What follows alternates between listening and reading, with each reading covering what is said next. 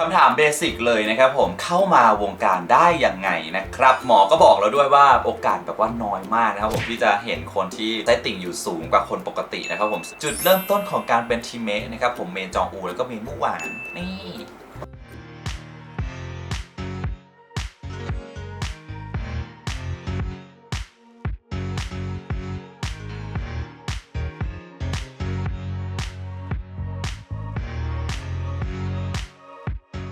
สวัสดีครับผมกลับมาพบกันอีกครั้งนะครับกับช่องของเพชรพี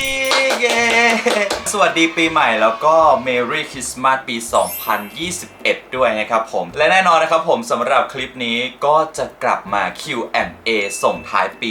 2021 กันนะครับผมหลังจากที่เพชรเนี่ยได้โพสต์ใน IG Story ของเพชรไปเรียบร้อยแล้วนะครับผมสำหรับการที่จะให้ทุกคนนะครับผมเข้ามาถามคำถามกันซึ่งคำถามก็มีเยอะมากๆเลยนะครับผมส่วนใหญ่ก็จะเป็นภาษาอังกฤษซึ่งเพชรก็นำมาแปลเรียบร้อยแล้วนะครับผมให้เป็นภาษาไทยแล้วเดี๋ยวก็จะทำซับไตเติลให้อีกทีหนึ่งนะครับผมคำถามอันไหนที่มันซ้ำกันเพชรก็จะเอามารวบยอดให้กลายเป็นคำถามเดียวนะครับผมแล้วก็มาพูดคุยกับทุกคนกันนะครับผมวันนี้นะครับผมเพชรก็คัดเลือกคำถามออกมาเยอะอยู่พอสมควรเลยนะครับผมมาดูกันว่าเป็นคำถามของใครแล้วก็แต่ละคำถามเนี่ยจะมีอะไรบ้างนะครับผมสำหรับบางคำถามที่แบบว่าทุกคนถามเข้ามาแล้วเพชรอาจจะไม่ได้ตอบบางทีเพชรอาจจะตอบไปแล้วในคลิปก่อนหน้านี้นะครับผมก็คือเพชรเนี่ยทำคลิป Q&A มาเยอะพอสมควรแล้วนะครับผมแต่ว่าอันนี้ก็ถือว่าเป็น Q&A ส่งท้ายปีแล้วกันสำหรับแฟนคลับหรือว่าคนใหม่ๆที่เพิ่งมารู้จักเพชรนะครับผมก็เข้ามารู้จักกันมากขึ้นได้นะครับผมสำหรับในคลิปนี้รวมถึงสามารถย้อนกลับไปดู Q&A ในปีก่อนๆได้เลยนะครับผมโอเคเพื่อไม่ให้การเสียเวลานะครับผมเรามาเริ่มคลิป Q&A ใน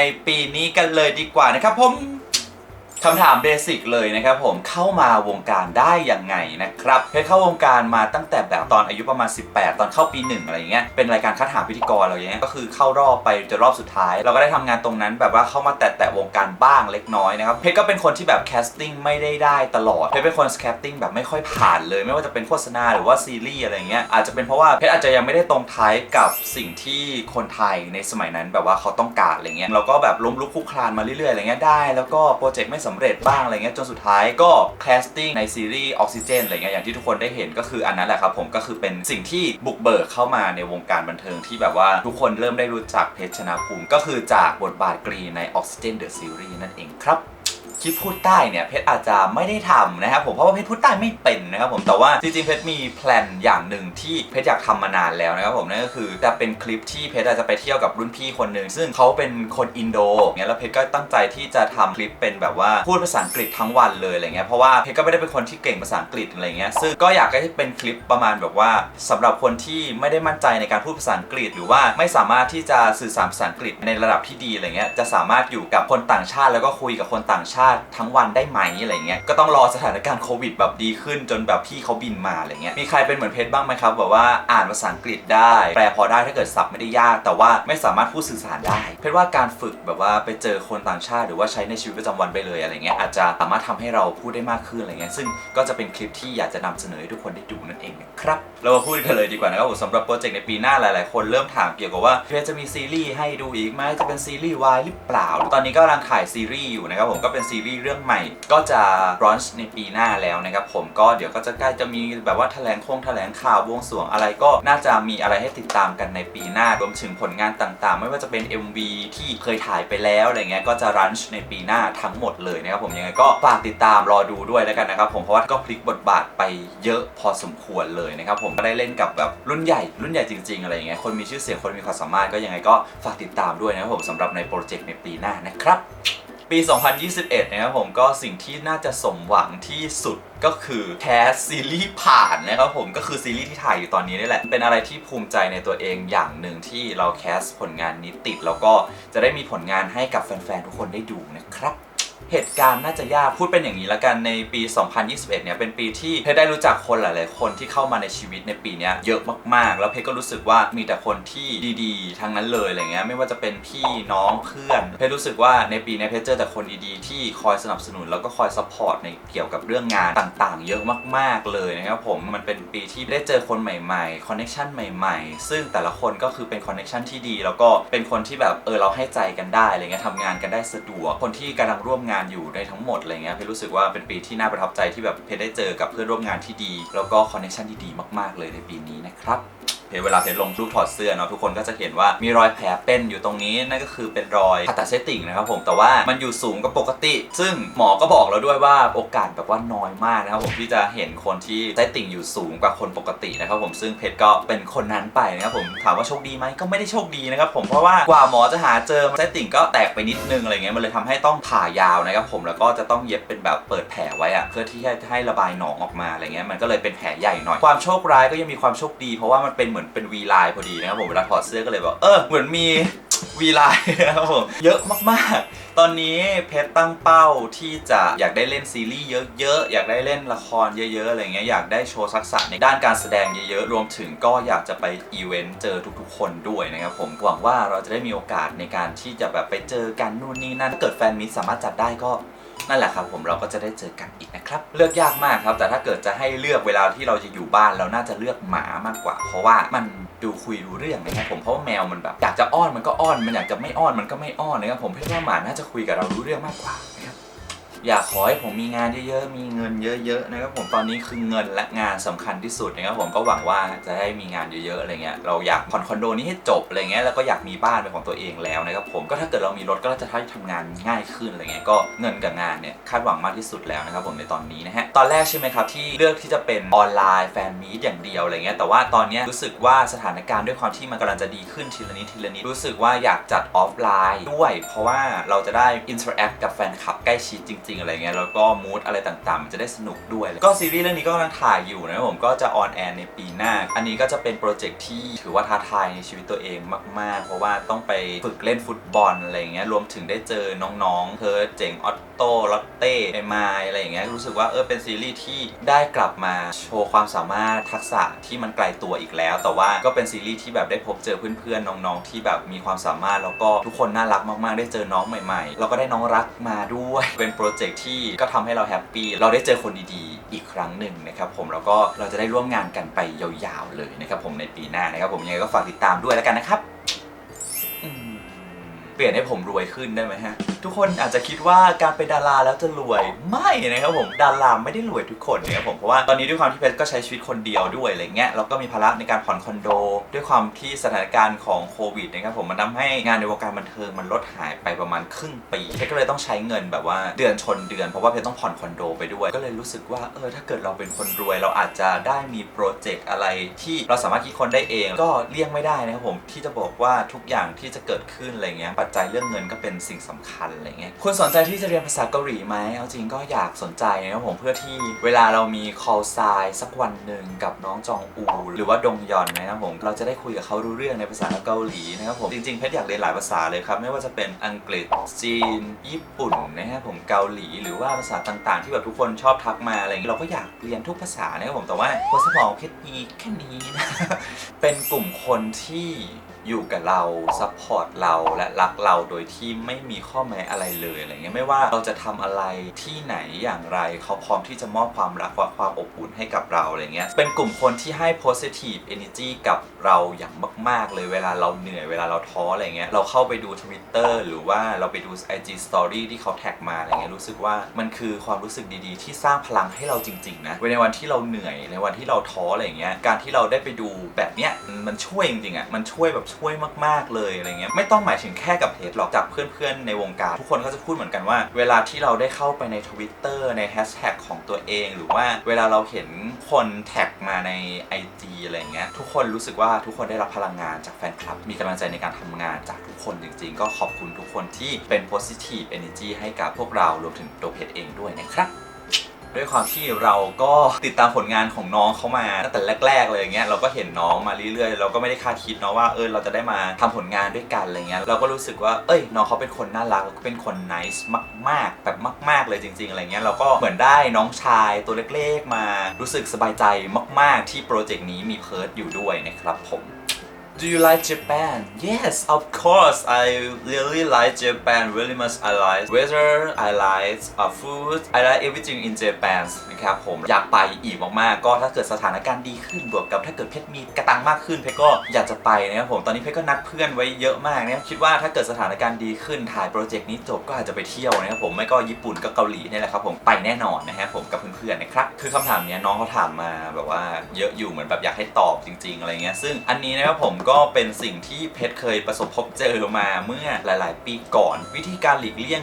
ง่ายๆเลยนะครับผมมันอาจจะดูง่ายแต่ว่ามันก็ยากแต่เราเข้าใจทุกคนนะครับผมนั่นก็คือแค่เราออกมาแค่นั้นเลยครับถ้าเราเลือกที่จะออกมาแล้วตอนแรกมันจะรู้สึกเคว้งนิดนึงครับแต่ว่าหลังจากนั้นน่ะมันจะดีขึ้นแล้วมันก็จะส่งเสริมให้ชีวิตของเราดีขึ้นด้วยจริงๆนะครับผมเพราะว่าเพชรเจอมาหมดแล้วไม่ว่าจะเป็นท็อกซิกในด้านเพื่อนท็อกซิกในด้านการทำงานอะไรอย่างเงี้ยซึ่งพอเราออกมาแล้วเรามาค้นพบตัวเองมองตัวเองใหม่แล้วก็อยู่กับสังคมที่มันดีขึ้นอะไรเงี้ยเราปฏิบัติตัวดีอะไรเงี้ยเราก็จะเจอสังคมดีๆเข้ามาหาในตัวเราถ้าเราเจอท็อกซิกเรลชั่นชิพในที่ต่างๆออกมาก่อนจริงๆออกมาก่อนแล้วเราจะพบเจอกับ relationship ใหม่ๆที่มันจะดีขึ้นเราสุดท้ายแล้วเราอยู่ไปเราก็จะเครียดนะครับก็มันไม่มีอะไรดีขึ้นแน่นอนนะครับผมเราออกมาเลยดีกว่าชีวิตเราเดินต่อไปข้างหน้าและเราก็จะต้องเจอคนดีๆในข้างหน้าอีกแน่นอนนะครับผมเราไม่หยุดอยู่แค่นั้นแล้วครับผมแนะนำก็คือออกมาดีกว่านะครับ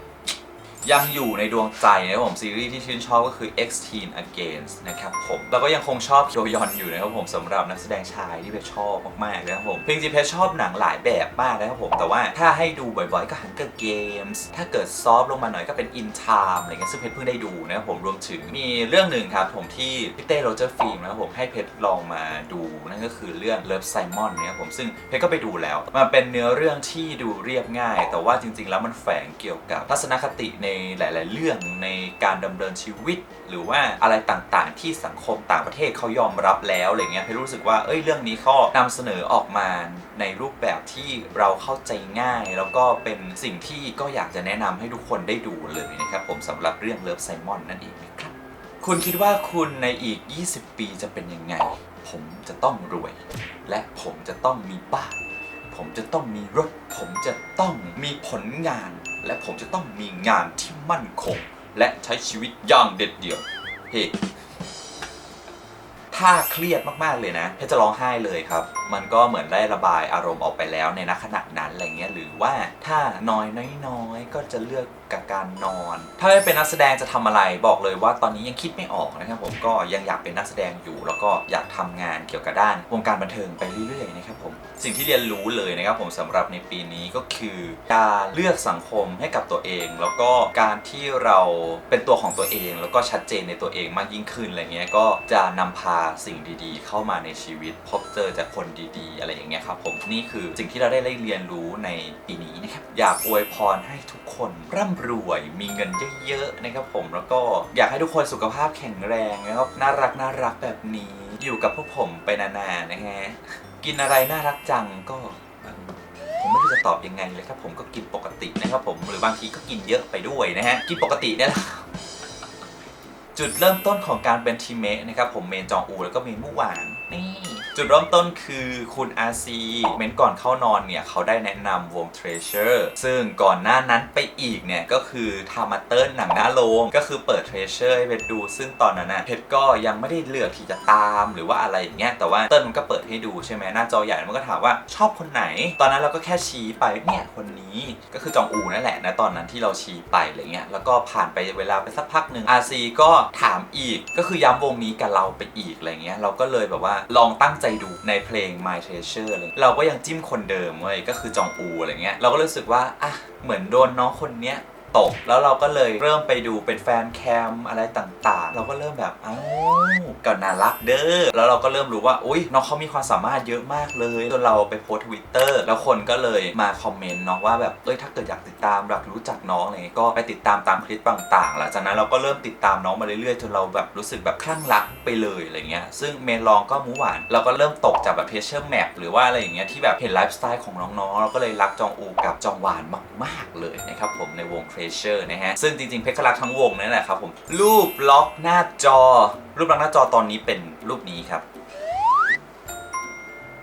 Top 3 from Treasure Song and Top 5 from AB6 Favorite Song Top 3 ของ Treasure Song Everyday ครับ I Love You and Boy นะครับ Top 5 ของ AB6 Serial Cherry Blind for Love Breathe Hollywood สิ่งที่อินในช่วงนี้แหละครับผมน่าจะอิน Treasure แล้วก็อินการออกกองมากเลยครับรู้สึกว่าข้าวกองอร่อยแล้วก็เพื่อนๆน่ารักก็เลยอยากไปกองทุกวันเลยนะครับผมเคยฝันร้ายแบบตลกก็คือแบบอยู่ดีตื่นมาเงินหมดอะไรเงี้ยรู้สึกแบบชีวิตไม่ไหวแล้วเงินหมดโอ้ my god เนี่ยคือฝันร้ายที่สุดในชีวิตแล้วครับเคยดูรักแห่งสยามไหมดูเมื่อไหร่แล้วรู้สึกยังไงเคยดูครับผมรักแห่งสยามเป็นหนังที่เพชรดูมาทั้งหมด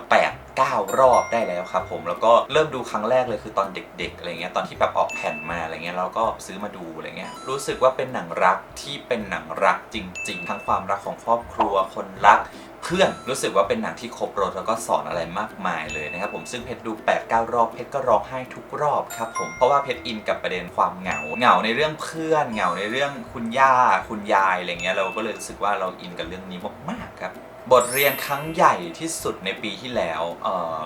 น่าจะการเลือกคบคนฮะแค่นั้นเลยฮะโอ้ยชอบเยอะมากครับผมแต่ว่าถ้าเกิดกินแบบเรื่อยๆแล้วไม่เบื่อเลยน่าจะเป็นอาหารญี่ปุ่นอาหารเกาหลีอะไรเงี้ยครับผมจะเป็นพวกแบบเนื้อย่างเนื้ออะไรอย่างเงี้ยฮะผมชอบมากครับชอบส่วนไหนของจองอูเพชรชอบเนื้อร้องครับผมเพชรชอบหน้าตาของน้องฮะแล้วก็ชอบความไลฟ์ลี่ความเป็นธรรมชาติของน้องครับเรื่องสมรสเท่าเทียมใช่ไหมครับผมก็เอาจริงเป็นประเด็นที่เพชรโกรธที่สุดแล้วอะตั้งแต่เพชรตามข่าวมาอะไรเงี้ยมันคือการเป็นมนุษย์คนหนึ่งซึ่งทุกคนบนโลกใบนี้เลยอะในโลกใบนี้เลยนะไม่ใช่แค่ในประเทศไทยทุกคนควรมีสิทธิเสรีภาพในความเป็นคนในด้านกฎหมายที่เท่ากันอะไรเงี้ยเพราะว่าตั้งแต่เกิดมาก็มนุษย์เองนี่แหละครับที่เป็นคนกำหนดเองว่าคนเราควรจะมีเจนเดอร์แบบไหนเจนเดอร์แบบไหนเรียกว่าอะไรอะไรเงี้ยเรารู้สึกว่าอันนั้นมันคือส่วนที่คนเราก็คิดมาเองอะไรเงี้ยแล้วทำไมในตอนนี้ที่โลกเปลี่ยนแปลงไปมันมีความหลากหลายทางเพศมากยิ่งขึ้นคือรสนิยมในการชอบคนมากยิ่งขึ้นทำไมเราถึงไม่เลือกที่จะแก้กฎหมายนี้เพื่อที่จะให้ทุกๆคนมีความเท่าเทียมกันในเรื่องสิทธิในเรื่องอะไรต่างๆเนี่ยเรารู้สึกไม่ชอบตรงที่เขาตัดสินใจโดยการใช้อารมณ์ของตัวเองว่าแบบถ้าเป็นแบบนี้มันจะเกิดแบบนั้นถ้าเกิดเป็นแบบนี้มันจะเกิดแบบนั้นเรารู้สึกว่าแบบทำไมเรื่องแค่นี้เราถึงจะให้ความเป็นคนเท่ากันไม่ได้เรารู้สึกว่าแบบควรให้คุณค่ากับคนเท่ากันได้แล้วนี่มันยุคไหนแล้วอะไรเงี้ยครับผมคอนเทนต์ในปีหน้าของช่องอันนี้คือคำถามสุดท้ายแล้วนะครับผมเพชรอาจจะทำคอนเทนต์ YouTube ได้น้อยลงเพราะว่าตัวเพชรเองก็น่าจะมีการถ่ายละครอย่างที่บอกไปว่าเพชรถ่ายคลิปเองตัดคลิปเองทำทุกอย่างเองทำซับเองทำปกเองอะไรเงี้ยซึ่งเป็นช่องที่เพชรตั้งใจทำจริงๆแล้วก็เพชรทำเองด้วยทุกขั้นตอนอะไรเงี้ยก็อาจจะไม่ได้มีเวลามากขนาดที่มานั่งตัดทุกๆวันเหมือนเดิมแล้วแต่ว่าเพชรก็จะพยายามสร้างสรรค์ผลงานที่ดีที่ทุกคนอยากจะดูไม่ว่าจะเป็นในเทศกาลต่างๆหรือว่าอย่างในสถานการณ์ต่างๆแบบพิเศษแบบเนี้ยเพชรก็จะมาอัดคลิปในคลิปแนวนี้ให้ทุกคนได้ดูรวมถึงถ้าเกิดเพชรมีเวลาว่างในปีหน้าเพชรก็คงออกไปทำคอนเทนต์กับเพื่อนๆด้วยคอนเซปต์ของช่องเพชรก็ยังจะเป็นเหมือนเดิมในการที่แบบพาเพื่อนมาให้ทุกคนได้รู้จักหรือว่ารู้จักในตัวเพชรอย่างมากขึ้นก็จะเป็นเมคอัพบ้างหรือว่าการแต่งห้องก็อาจจะมีให้ทุกคนได้ดูเรื่อยๆรวมถึงรีแอคชั่นก็อาจจะรีแอคแค่ Treasure กับ AB6 ฝากติดตามช่องของเพชรไปเรื่อยๆแล้วกันนะครับผมสำหรับทุกคนเลยนะครับก็พูดกันมาอย่างยาวนานเลยนะครับผมสำหรับคลิป Q&A ส่งท้ายปี 2021 นั่นเองนะครับผมหวังว่าทุกคนจะรู้จักในตัวเพชรมากยิ่งขึ้นนะครับผมสำหรับคำถามไหนที่ยังไม่ได้ถามนะครับผมก็เดี๋ยวลองคอมเมนต์กันมาด้านล่างได้เลยนะครับผมถ้าคำถามไหนนะครับผมสามารถตอบได้เดี๋ยวเพชรก็จะไปตอบในคอมเมนต์เลยนะครับผมยังไงก็ขอบคุณมากๆเลยนะครับผมที่ฟังคลิปนี้มาจนจบแล้วก็ขอบคุณมากๆเลยนะครับผมที่ซัพพอร์ตเพชรมาตลอดนะครับผมตั้งแต่ปีที่แล้วจนถึงปีนี้เลยนะครับเพชรหวังว่าทุกคนจะอยู่กับเพชรไปอีกยาวๆเลยนะครับผมแล้วเพชรก็จะทำผลงานดีๆไปแคสติ้งต่างๆรวมถึงผลงานที่เพชรได้รับแล้วเนี่ยเพชรก็จะทำให้ดีที่สุดนะครับผมเพื่อที่จะไม่ให้แฟนคลับที่ติดตามทั้งช่องแล้วก็ติดตามตัวเพชรเนี่ยผิดหวังอย่างแน่นอนนะครับผมหวังว่าทุกคนจะอยู่ด้วยกันไปอีกนะครับผมในอีกหลายๆปีเลยนะครับผมสำหรับในปีนี้ก็ Happy New Year นะครับผม and Merry Christmas นะครับผมขอให้ทุกคนมีความสุขมากๆแล้วก็พบเจอแต่สิ่งดีๆคนดีๆร่ำรวยนะครับผมสำหรับในวันนี้นะครับผมเพชรก็ต้องขอตัวลาไปก่อนนะครับผมขอบคุณมากๆจริงๆนะครับผมที่อยู่ด้วยกันมานานจนถึงทุกวันนี้นะครับผมฝากกดไลค์กดแชร์ กด Subscribe ช่องเพชรพีกไว้ด้วยนะครับผมแล้วพบกันใหม่ในปีหน้านะครับผมบ๊ายบาย